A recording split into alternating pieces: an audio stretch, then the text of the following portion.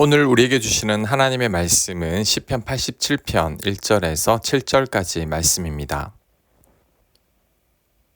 1절 그의 터전이 성산에 있음이여 여호와께서 야곱의 모든 거처보다 시온의 문들을 사랑하시는도다. 하나님의 성이여 너를 가리켜 영광스럽다 말하는도다. 아멘.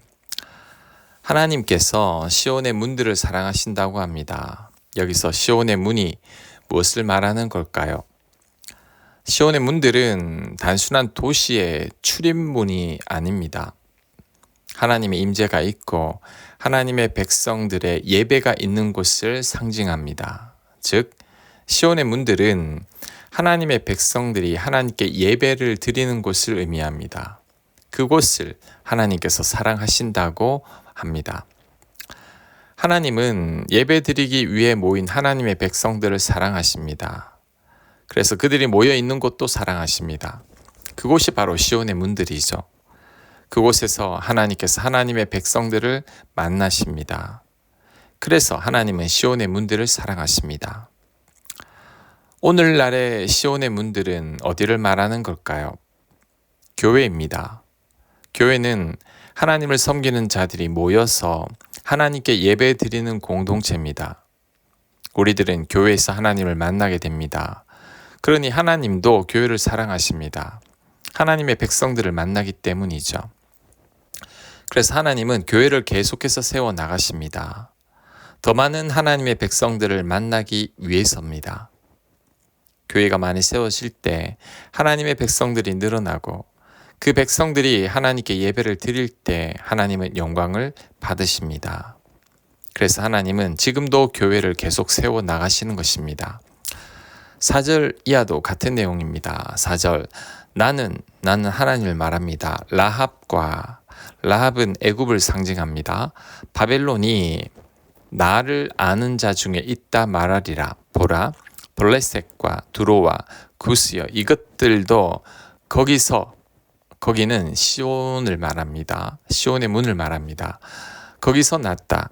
시온에 대하여 말하기를 이 사람 저 사람이 거기서 났다고 말하리니 지존자가 친히 시온을 세우리라 하는도다. 아멘.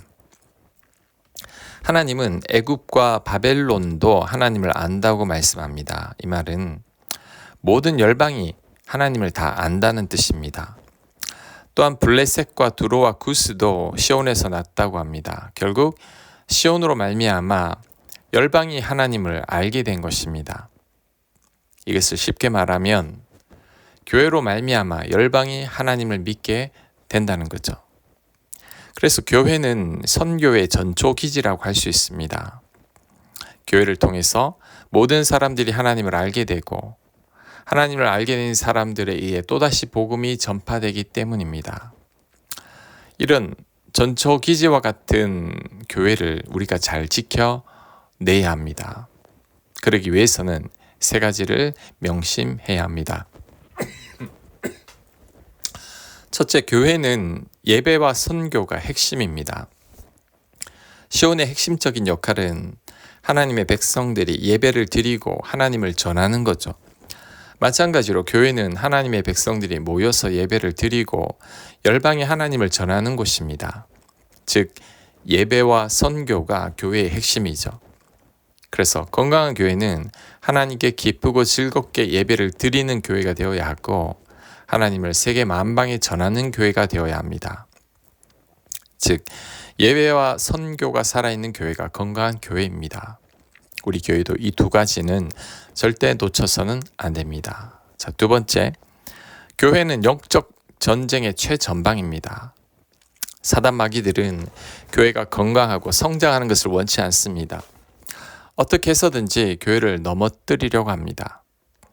하나님께 예배드리는 것을 방해하고 복음을 전하는 것을 막습니다. 그래서 교인들끼리 다툼을 일으키고 교회가 갈라지게 합니다. 우리는 이런 마귀의 계략을 빨리 깨달아야 합니다. 그래야 교회를 지켜낼 수 있습니다. 이를 위해서 우리는 기도해야 합니다. 사단 마귀는 기도해야 물러갑니다. 기도하는 교회는 사단 마귀가 미혹해도 절대 교회를 이길 수가 없습니다. 모든 교인들이 깨어서 기도해야 합니다. 또한 말씀을 가까이 해야 합니다. 예수님은 사단이 시험할 때 말씀으로 물리쳤습니다. 우리들도 말씀으로 무장해 있을 때 마귀를 대적할 수 있습니다. 성령의 검인, 말씀으로 마귀를 물리쳐야 합니다. 교회는 영적인 전쟁의 최전방이라는 것을 우리들은 잊지 말아야 합니다. 자, 세 번째, 교회의 주인이 하나님이십니다. 시온을 하나님께서 세우셨듯이 교회도 하나님께서 세우십니다. 교회의 건축주가 하나님이신 거죠. 그렇다면 교회의 주인은 하나님이십니다. 사람이 주인이 아닙니다. 하지만 많은 교회가 사람이 주인이 된 교회가 많습니다. 목사가 주인이거나 장로가 주인이죠. 교회 오래 다닌 사람이 주인이 된 경우도 있습니다. 절대 이래서는 안 됩니다. 사람이 주인이 되면 교회는 망합니다. 교회에서 하나님의 영광이 나타나지 않기 때문이죠. 사람이 교회의 주인이 되어서 주인 행세를 하는데 어떻게 하나님의 영광이 드러나겠습니까? 그러니 우리들은 교회의 주인은 하나님이시라는 것을 반드시 명심해야 합니다. 그럴 때 건강한 교회가 세워질 수 있습니다. 자, 이 세 가지를 꼭 명심해야 합니다. 그럴 때 하나님께서 기뻐하시는 건강한 교회를 세워나갈 수 있을 겁니다. 우리 교회도 이 세 가지를 절대 잊지 말아야 합니다. 6절, 여호와께서 민족들을 등록하실 때에는 그 수를 세시며 이 사람이 여기서 거기는 시온을 말합니다. 시온에서 났다 하시리로다. 아멘. 여호와께서 민족들을 등록하신다고 하는데 이것은 많은 민족들이 하나님을 믿게 하겠다는 말씀입니다. 그리고 많은 민족들이 하나님을 믿게 된 뿌리는 결국 시온이라는 거죠. 열방이 하나님을 믿게 되는 것은 결국 이스라엘 백성들이 있었기 때문이라는 겁니다. 맞는 말이죠. 이스라엘 백성들이 아니었다면 우리들은 하나님을 잘 알 수 없습니다. 이스라엘 백성들이 있었기에 구약 성경이 기록된 거죠. 그 성경에 믿음의 선배들의 이야기가 다 나옵니다. 아브라함, 이삭, 야곱, 모세, 다윗 등 이런 믿음의 선배들을 통해서 우리가 이 땅을 어떻게 살아야 할지를 배웠습니다.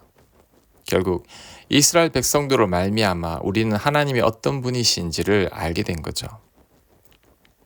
또한 이스라엘 백성들을 통해서 인간은 연약하여 죄를 지을 수밖에 없는 존재라는 것을 깨닫게 되었습니다.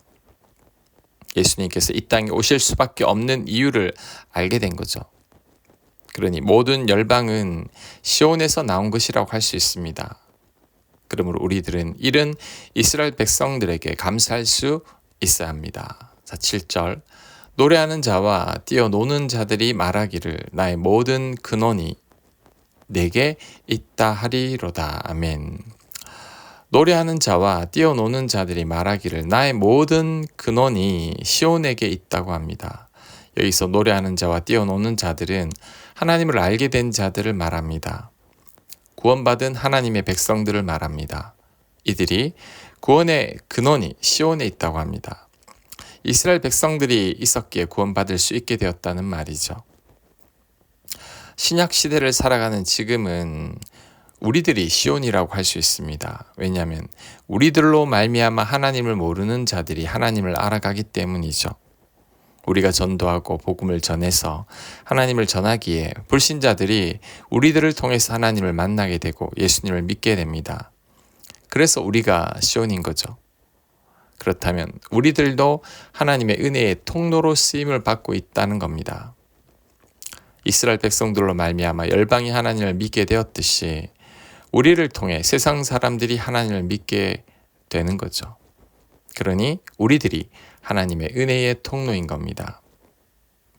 하나님께서 시온을 도구로 사용하셨듯이 오늘날은 교회와 우리들을 도구로 사용하십니다.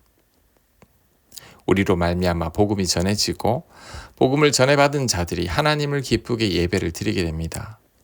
이런 일에 우리가 쓰임을 받고 교회가 쓰임을 받게 되는데 이게 얼마나 큰 영광인지 모릅니다.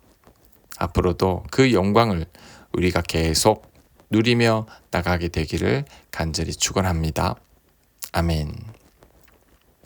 하나님 시온으로 말미암아 열방이 하나님을 알게 되었듯이 우리로 말미암아 그리고 우리 교회로 말미암아 열방이 하나님께 돌아오게 하여 주시옵소서. 그 일에 쓰임받는 우리들이 될 수 있도록 역사하여 주시옵소서. 예수님 이름으로 기도합니다. 아멘.